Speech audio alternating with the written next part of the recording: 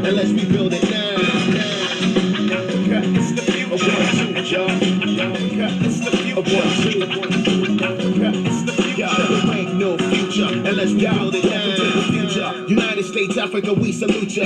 A new state of mind, I introduce ya. Close your eyes and visualize the rise of a new paradigm. Solar powered skyscrapers. Welcome to the Africa Must Unite podcast, a podcast dedicated to inspiring African people worldwide to rise up, organize, and struggle for Pan-Africanism, a unified, liberated, socialist Africa, the only permanent solution to the exploitation and oppression of African people, no matter where they happen to be born or happen to live in the world. Now please, welcome the hosts of Africa Must Unite.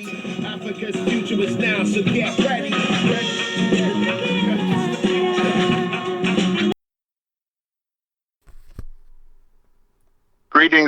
Greetings, Africans. My name is Brother Melvin.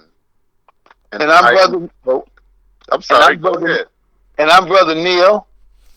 Yes, and we are the Pan-African Revolutionary Socialist Party, and this is Africa Must Unite, the podcast. All right, and we're extremely happy to have you all here with us today, and for all of you all who have been following us this year as we've highlighted our calendar theme, the African world is on fire, and gone through spaces within the African diaspora to express ways in which Africa is on fire and her people are dealing with those tragedies. And here we are today looking at a different space throughout the diaspora, and we'll be looking at Azania, or what some people identify as South Africa today.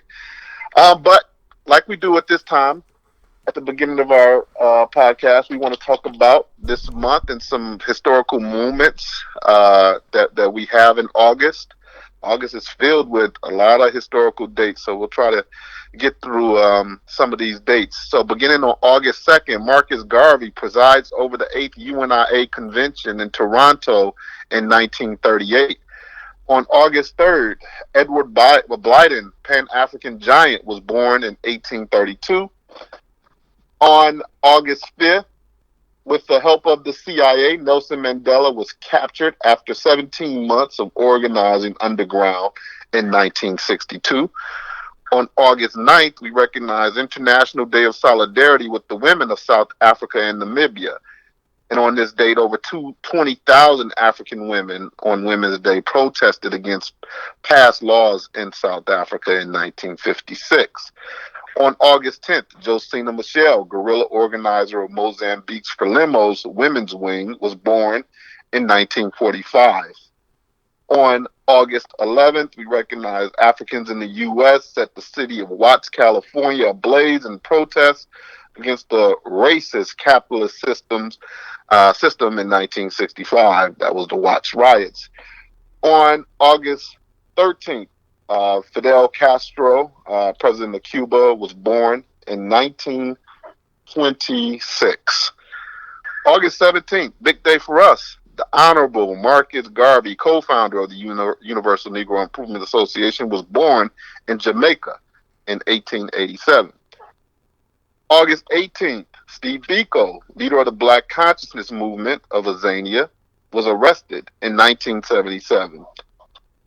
On August 20th, Africans brought to Jamestown, Virginia, beginning U.S. slavery in 1619.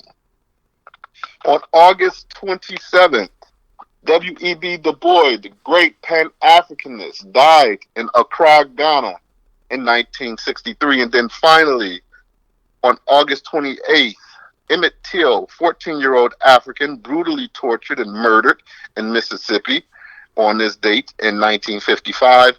As well as on August 28th, we recognize the March on Washington, major civil rights protest in the U.S., which occurred in 1963.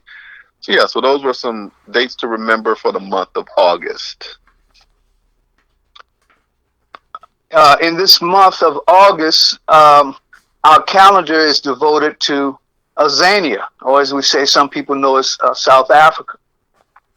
In this month's calendar, we begin with a quote from Kwame Nkrumah, in which he said, "The African bourgeoisie provides a bridge for continued imperialist and neo-colonialist domination and exploitation. The bridge must be destroyed. This can be done by worker-peasant solidarity, organized and directed by a vanguard socialist revolutionary party." And this was Kwame Nkrumah, Class Struggle in Africa, and that's page 85. This month, we say it in the calendar, Azania, also known as South Africa, is the most industrialized country in Africa, with vast natural resources such as platinum, diamonds and gold, and the capacity to convert those resources into finished products. A settler colony like the United States, it has the highest level of economic inequality in the world, with a 60% unemployment rate, and with European settlers controlling the lion's share of the wealth. While Europeans make up only 9% of the population, they control over 70% of the land. It is also a neo-colony. The neo-colonial leadership, which came to power after apartheid, includes a number of black multimillionaires who have no problem calling in deadly police violence on striking African workers. Increasingly, this leadership is being rejected in local elections throughout the country. Like elsewhere on the continent, youth are igniting the struggle for change. Even more importantly, Azania has a well-organized and conscious working class, which is engaged in the struggle against exploitation and for socialism. Increasingly, its workers are embracing Nkrumah's call to build Pan-Africanism as the only solution to our problems. These workers are also assisting other workers on the continent in building fighting socialist unions and political parties. Forward ever. Absolutely, man. That was some powerful. I mean, it's compacted, but there's a lot of information in this calendar piece about South Africa, from identifying enemies, the role of youth, and we want to talk about some of that stuff a little more, specifically around the issue with women in Azania and the struggle that our sisters have, which is no different from African sisters around the world. We do recognize them as the most oppressed individual on the face of the earth, having to deal with this triple oppression of race, class, and gender. And so we want to look at as we continue to have this conversation, what that looks like for African women in Azania, as well as the youth, as you mentioned right at the end of what you was talking about. But if we can, start with talking about the presence of the enemy, and who is the enemy in Azania right now. And you mentioned, you already kind of talked about this piece around there being a neo-colonial structure as well as the settler colonial piece. Can we dive a little bit more into that, just a little bit, so that our listeners can get a better understanding of that settler colonial piece as well as the neo-colonialists that exist in Azania today? I'll start with the settler colony aspect of it. It's a settler colony, and also it's the most industrialized country in Africa. Although doesn't have the largest economy, it has the most industrial economy on the continent. And it has a settler colony that consists of settlers from throughout the European world. You have Dutch settlers, you have British settlers, and you also have a substantial Jewish population that has ties to the settler colony of Israel. All of these are kind of the place that pulls them all together, more or less, is the United States, which itself is probably the largest, strongest, and most successful, quote unquote, settler colony in the world. So you had some contradictions between, let's say, the British settlers and the Dutch settlers, but the U.S. was able to kind of squash those differences and forge a new way of thinking. So these settlers are there, and they control the agricultural land, and you also have at the same time major industry. So you're going to have anywhere Ford, GM, all of the major auto plants and other major industrial companies, corporations there. And as we already know, is a major mineral producer in uranium, gold, etc. Yeah. But in terms of the neo colony part of it, we have a government which is dominated now by the ANC, and it increasingly, it came out of some of this liberation move, but increasingly has become a neo-colony where it serves more and more the interests of those dominant economic groups, those settler groups, and this international capital. And it is much corruption. The former president left under hail of corruption, and the current president, who came in saying he was going to clean house, is now under a suspect of major corruption as well. Brother Neil, when you talk about the ANC piece, the African National Congress, if I'm correct, I mean, like earlier, when you think about some of the original uprisings, didn't the ANC play a different role? I know you say they almost working in cahoots with this petty bourgeois class of Africans there. Yeah, they played a different role early. I mean, they were part of the liberation struggle, but even as part of the liberation struggle, I mean, and they were the largest organization in the liberation struggle.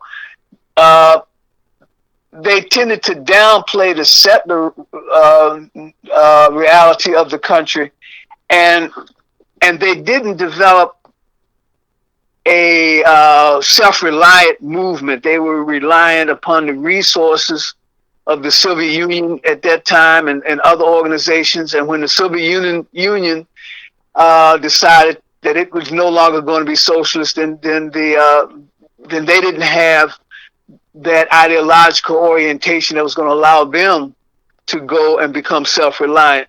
The other problem with the ANC is that when they were in negotiations for the vote, that they're going to get the vote, and they negotiated with the U.S. and they negotiated with the Boers, the Dutch settlers. They gave away the bit of social, governmental control over the economy. The Dutch settlers, the Boers, they had set up a situation where the government controlled 30% of the economy, which allowed them to employ their people, who were some of the poorest whites in the country. Mm-hmm. So they gave that up, and it became basically a part of the neoliberal trend around the world, where privatization, as opposed to any public control in the economy, was going on throughout the world. So they gave up the potential for doing those types of things. So corruption was going to do that. The other aspect of this neocolonialism on the part of the ruling government is that now you have a police force, a state system, which is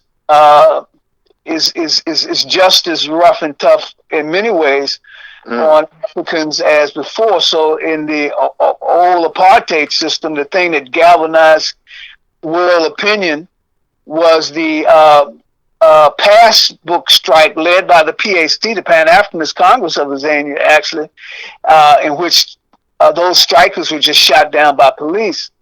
10 years ago, almost to the day, almost 10 years ago, Marikana, this is 10 years ago, this is the 10th anniversary of the Marikana strike, where African workers went on strike.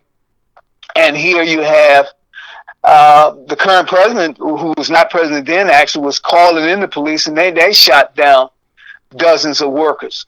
So you have now you had before a strike against apartheid,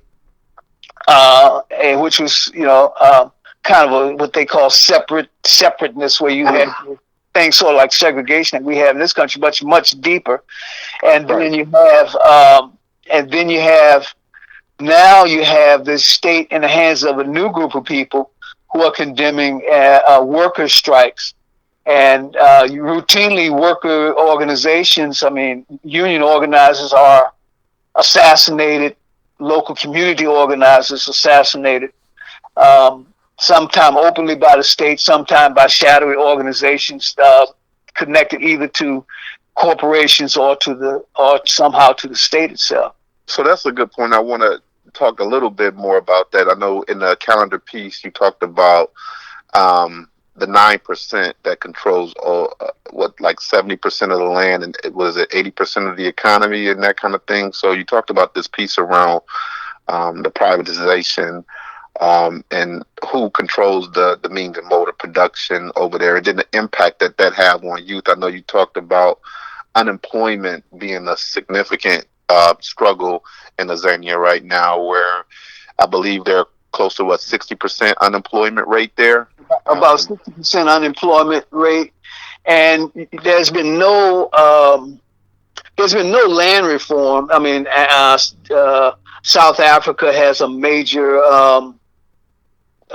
agriculture is a major part of the economy there, and not just agriculture in terms of food product, but also wine production and these sorts of things. And there's been no real transfer of land ownership to Africans for that land, and also it's highly industrialized. Well, not highly industrialized, but highly concentrated ownership in that land sector. So that's one of the things. But also in the larger industrial economy, you also have quite a few of, like we talked, so major industries and so forth. And you also have a middle group.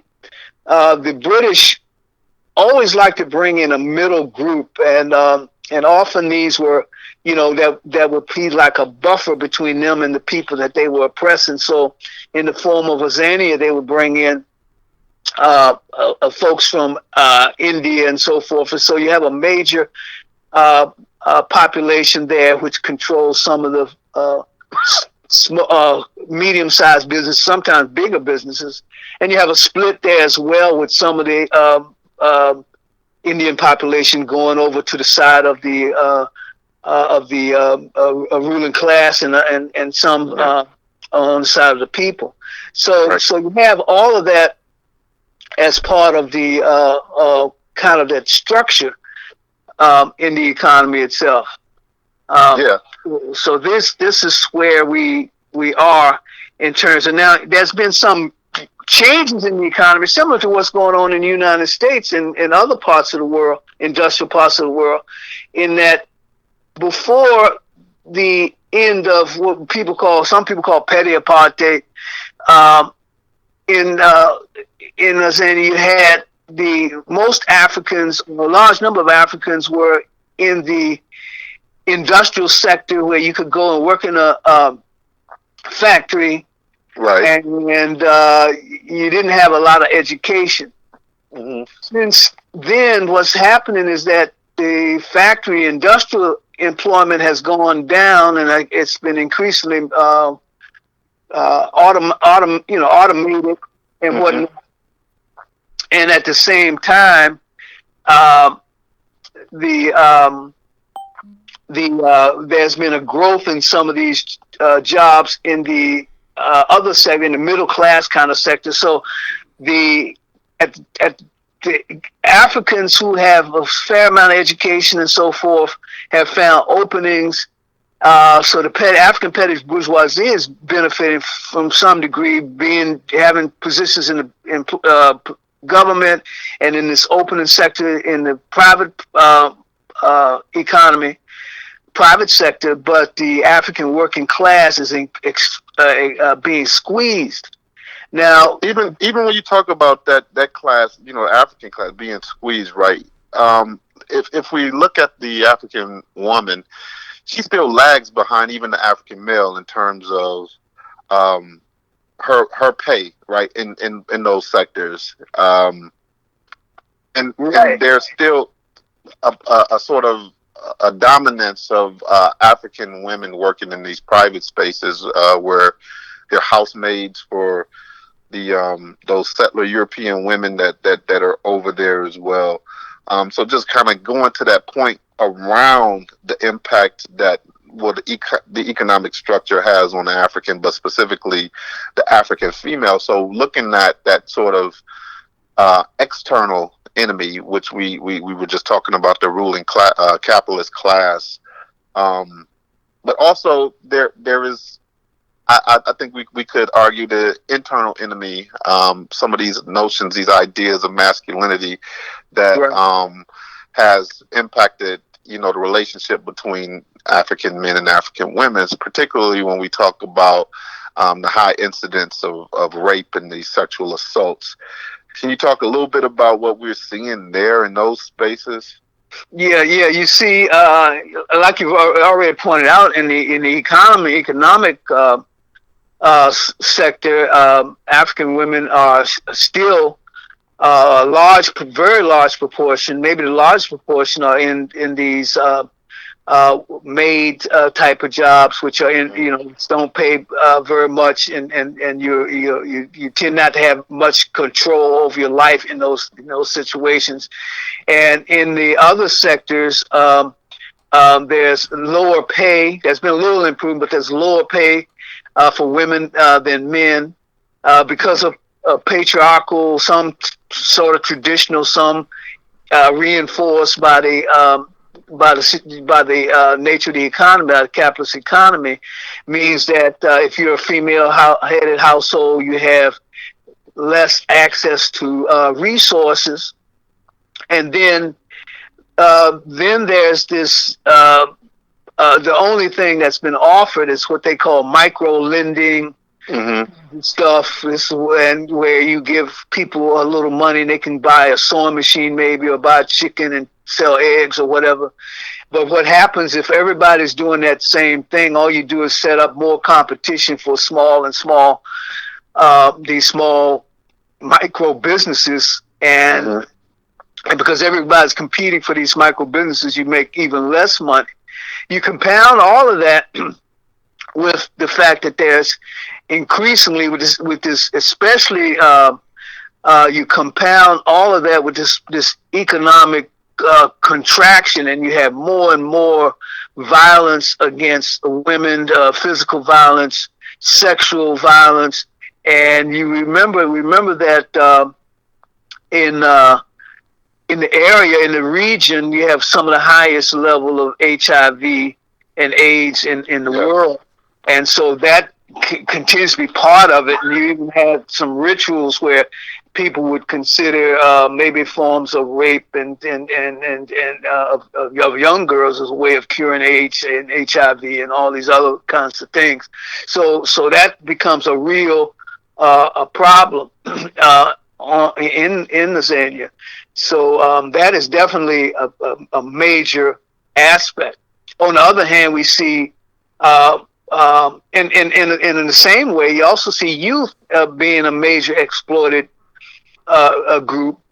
Right. In terms of because you're not having work, you're also exploited in the informal sector. And sometimes that informal sector includes the illegal sector, drugs, etc. And as we see in that situation not too long ago, we had these youth crowded into a bar, and they all died, and bunches of them died in that bar drinking illegal alcohol and whatnot, because you have people trying to make money off of youth.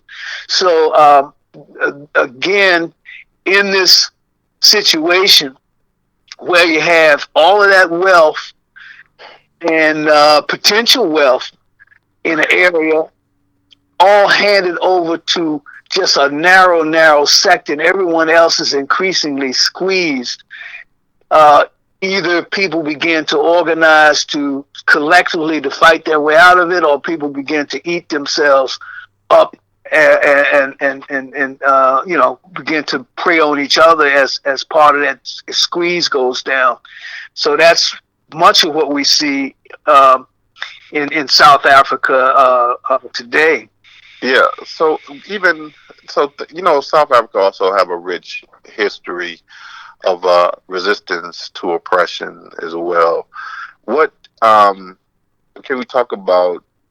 Some of the progressive revolutionary motion that's happening in South Africa or in Azania today. What types of and I know youth have always played a significant role, but what are the organizing forces that are currently present and active in Azania right now? Well, you have, and we've painted a pretty bleak picture so far. But on the other hand, dialectically, on the other hand, you have the some of the most, probably the most conscious African and best organized African working class, industrial working class anywhere in the world, Mm. and you have organizations which have come out of uh, this long period of 100 years of organizing. And so you have the old organizations, the Pan Africanist Congress of Azania, Yep. a Zappo, which was a lot younger than that. Even inside of ANC and inside of the Communist Party of South Africa, you still have some progressive elements still in there. And then you had organized labor federations. Uh, some the old ones attached, for instance, XATU to ANC. You have and one of the things that we see in South Africa today is a splitting away from some of the corruption and some of the neo-colonial aspects. So, for instance, in the economic freedom fighters split from the ANC, and they've taken a more progressive, aggressive stance on behalf of the people. Mm-hmm. Uh, NUMSA, the National Union of Metal Workers, a split, and they were the largest really force inside of COSATU Federation. They split and denounced what they saw as the neo-colonial reactionary type of thing that was going on there, and they formed another federation. Um, you also have uh, groups from outside of South Africa who've now come in. AAPRP, APSP are organizing in the country. But what's really very important, what's got a lot of energy on the ground now, are these local community organizations that are organizing and self-organizing all over the continent, and they are bringing up a lot of the experience of from the past as well as from the present, many times led by youth and especially women. One such organization, this is just one, but they're all over the country, is a commune in Durban, Mm. Nana, and they are in the area called Cato Manor in Durban. And they have organized a commune which consists of attempts to um, have land, food security. They grow their own food and have them raise, animals, chickens, etc. They Sure. have some collective producing co-ops and whatnot.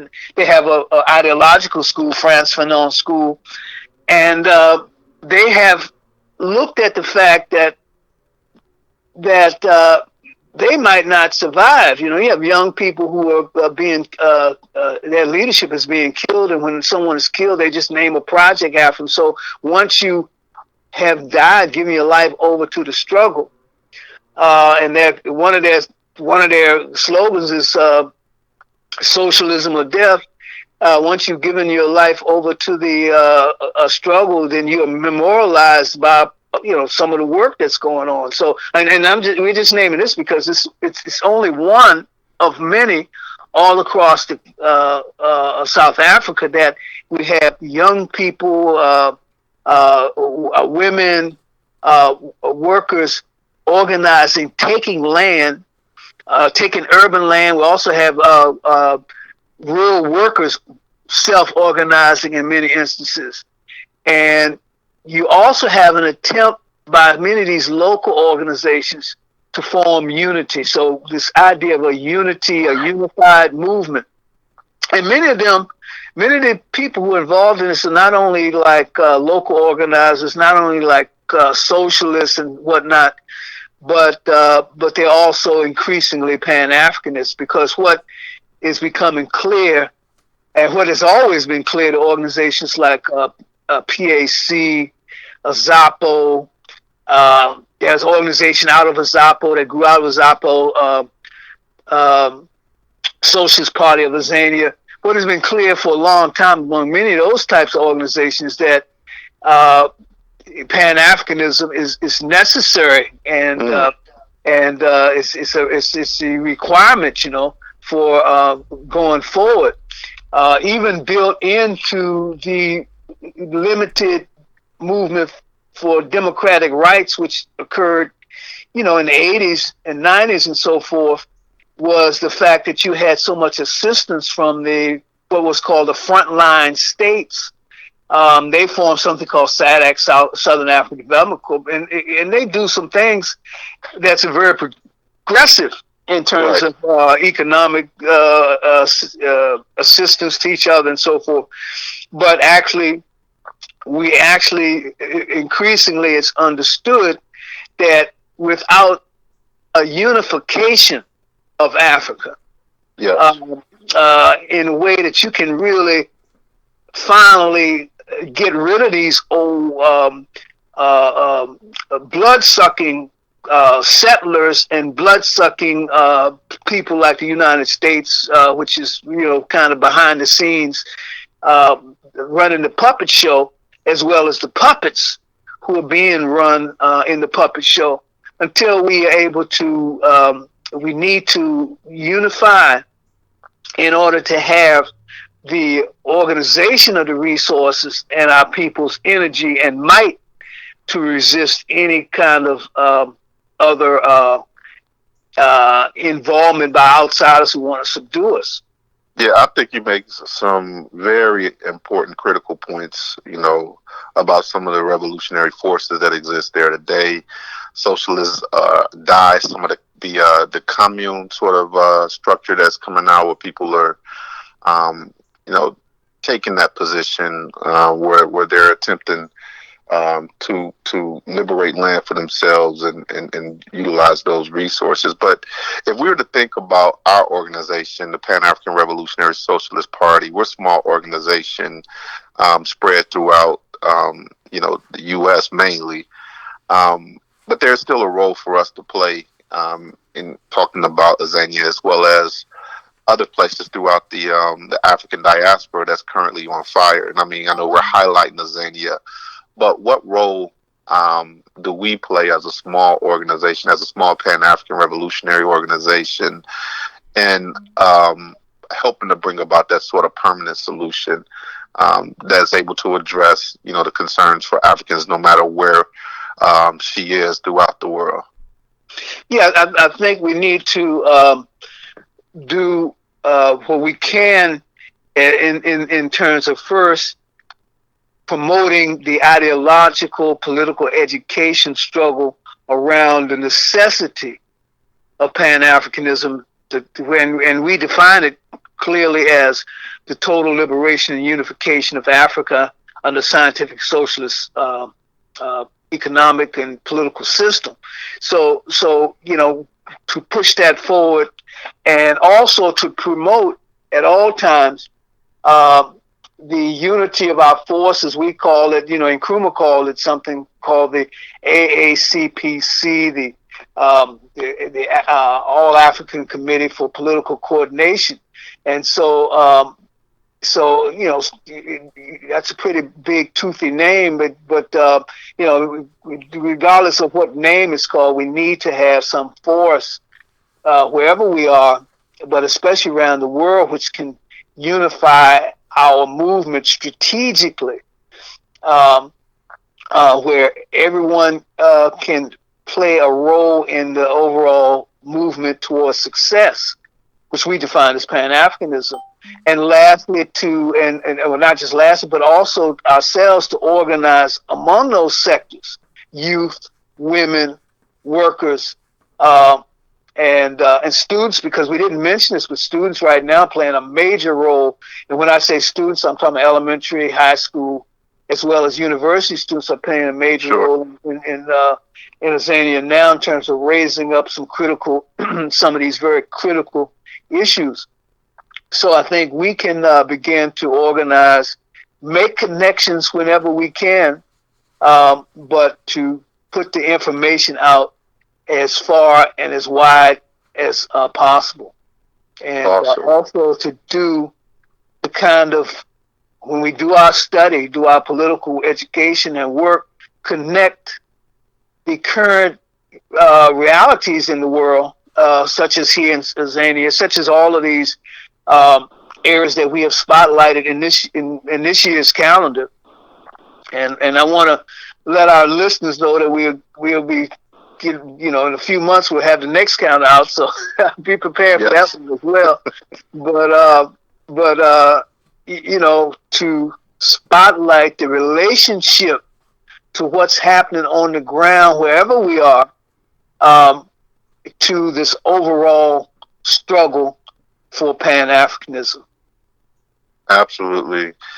Man, that was a great explanation and discussion around what's going on in Azania.